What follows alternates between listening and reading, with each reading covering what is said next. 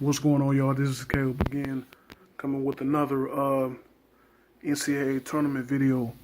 It's 2:42 on a Monday. I'm late as hell, but want to talk about the Sunday Elite Eight games. Saturday, Gonzaga and Saturday.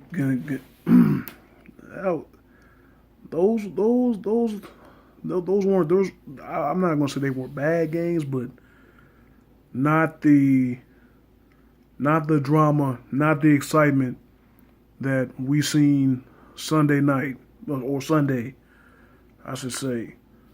The two Elite Eight matchups yesterday that were pretty damn good, especially the last one. But hold on a second for that. First matchup I want to talk about is the East Regional Final between the South Carolina Gamecocks, who were the number 7 seed in the East region, versus the Florida Gators. At halftime, it seemed like the Gators were rolling. It seemed like they were hitting their stride. First half was kind of even, but then before halftime, it looked like the Gators were coming along pretty good, and seemed like they were hitting their stride. Seemed like they were gonna have a good second half. But South Carolina Gamecocks, man, Frank Martin. Cinderella Thornwell, Notice. Them dudes are ballers, man. Them dudes are ballers. I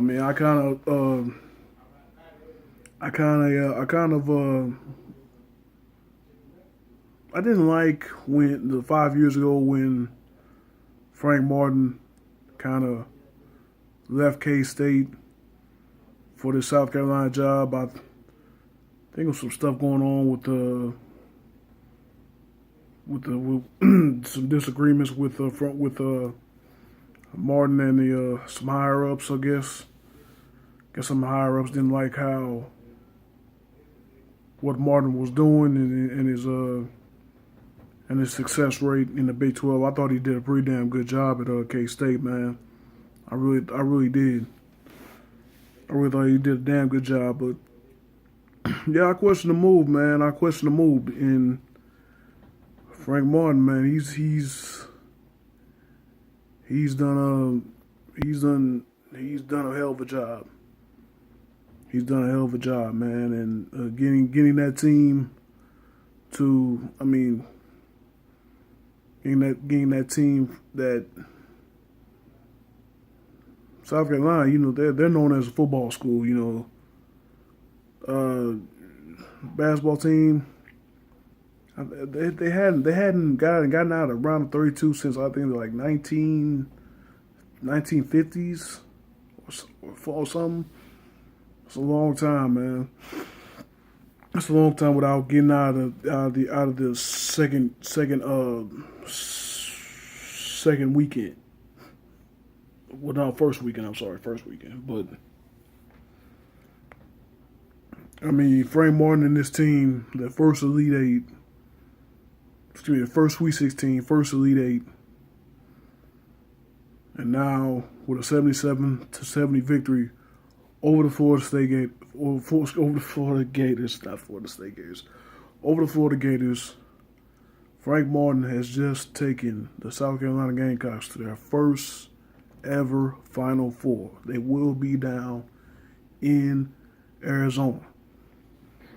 It's just a remarkable job, man. A remarkable job by a great head coach.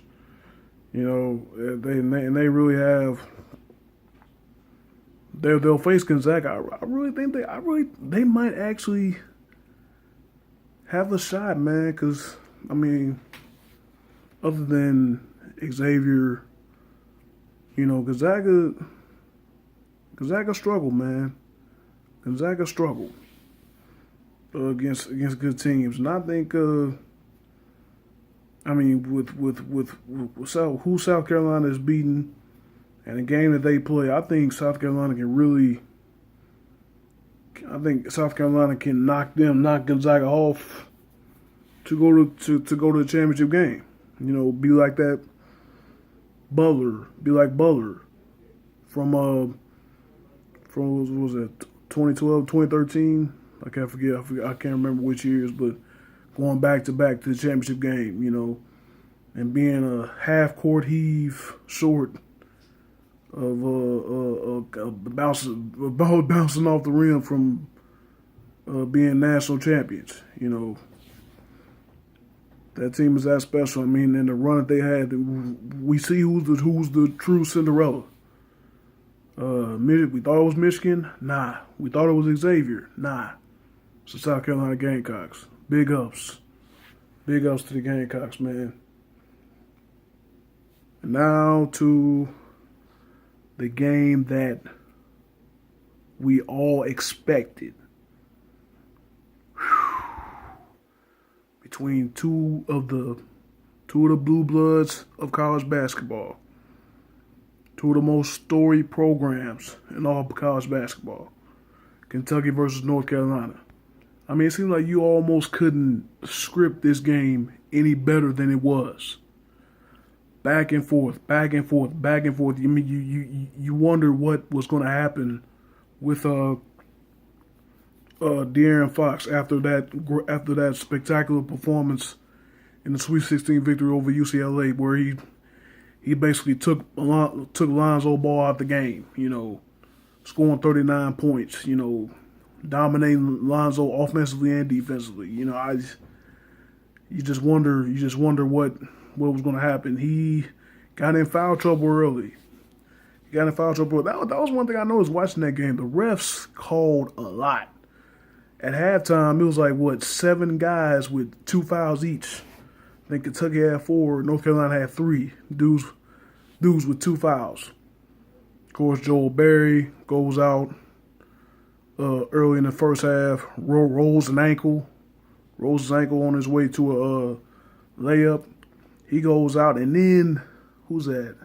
Can't remember his name. Allen, I would say it was number 21 for North Carolina. He comes in as his backup, and he picks up 2 fouls in, I think, less than a minute. And then you have the kid White, number 30, come off the bench, and he's producing well. You know, he's producing well for the Tar Heels. I mean, and then Barry comes back, and it seems like nothing ever happened. Barry's balling. You know, Pinson is balling.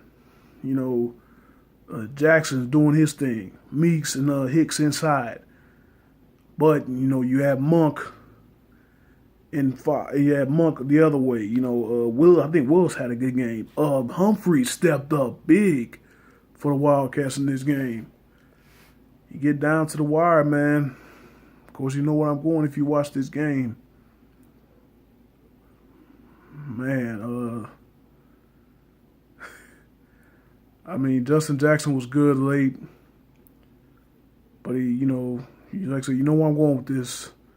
Score is 73-70. Jackson gets fouled.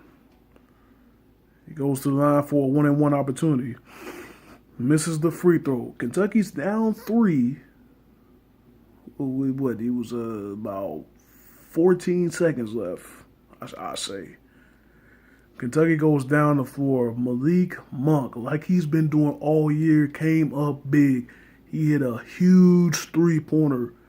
Huge contested three-pointer. I thought he was fouled on that play. I thought it should have been a 4-point play opportunity. I thought he was actually fouled on that shot. Tough shot over. I forgot who it was. It was tough shot over. I can't guess who it was, but knocks it down. Ties the game in 73. North Carolina, 7 seconds left. North Carolina has a timeout. They do not use it. Pinson goes running down the floor. You know, one-man band gets inside the 3-point arc. And, you know, everybody, and then I think it's like a double team on him. Pinson passes the ball off, and he finds the dude that had a career game last night for them, Luke May. Had a career high, 17 points. None bigger Then the 2 point, the long two that he hit off the pass from Pinson, and he hit it with .3 seconds left. I mean, May was huge, man. Hicks once again got in foul trouble for North Carolina. May was huge. I mean, the benches for both teams. I think Hawkins had a good game for Kentucky. The benches for both teams were spectacular, and they needed to be because, like I said, because the refs were calling a whole lot of fouls, man. They were calling a whole lot of fouls. I mean, for it to be Luke McKay, having Luke May. I'm sorry, I'm thinking somebody else. Luke May. That's the hero for North Carolina. That's crazy. That is crazy, man. The third big coming off the bench, coming up big in a big spot. I mean, not a lot of dudes. Not a lot of bench guys will take that shot. Not a lot of bench guys will take that shot. Not a lot of starters would trust to pass the ball to a bench player for that shot. Big ups to Pinson for even throwing that. It was. May had a great game. That's probably why he passed to him. May had a great game, and he was hitting, jumpers, layups, whatever. I was just saying it was a very smart decision by Pinson of finding May because Pinson was getting double teamed, and I think Isaiah Briscoe. Briscoe was behind May, and I think Briscoe thought that Pinson was going to pass out toward the top of the key because they were at the near the left wing at the time. Excuse me, just inside the left wing. I think Briscoe thought he was going to try to pass up top. I think Justin Jackson was one of those guys for a setup up top at the 3-point line for the shot. And he passed to McKay. McKay was just inside 3-point line. Hits the long two. 0.3 seconds left. Kentucky had a chance. They went basically in 0.3 seconds. All you could do is a little quick release or tip in. But I think Willis was inbound. He threw it out of bounds. Pinson almost touched it, and they did a review, but it looked like Pinson just brought his hand back at the last second. I think he probably would have been better off just putting his hand on it because if he would have tipped it in the air, 0.3 seconds, it would have ran off just like that, and it would have been over. 75-73. Like I said, the game was as advertised. To be just like they played early in the regular season when Kentucky won 103-100. A little less scoring, but same result, same drama. Same great game between two great coaches, Calipari and Williams, and then two of the great college basketball franchises. Programs. Like I said, Sunday was everything. Saturday was not. It was a real joy watching those two games yesterday. Big ups to all four of those teams from yesterday, man. They're awesome, but only two can advance. Now the Final Four is set. Final Four is set. You have South Carolina versus Gonzaga. And then you have Oregon, like I said, shot Kansas on Saturday night versus North Carolina. Obviously, North Carolina's the favorite. Because hell, how can they not be? They were there last year. Got their hearts broken by Chris Jenkins. Chris Jenkins was in the building last night, and that's ironic, man. Because that last play from Pinson to May, it almost looked similar to that same play that Villanova ran with Archidiakono running down the floor and then handed it off to Jenkins, who hit the shot at the buzzer to win a national championship. It looked like that exact same play, and Chris Jenkins was in the building. I think he was sitting on North Carolina side too. How the hell does North Carolina fans let that guy sit near them? But it's neither here nor there. But anyway, yeah, man, it was an awesome game, man. It was an awesome game. Like I said, really, he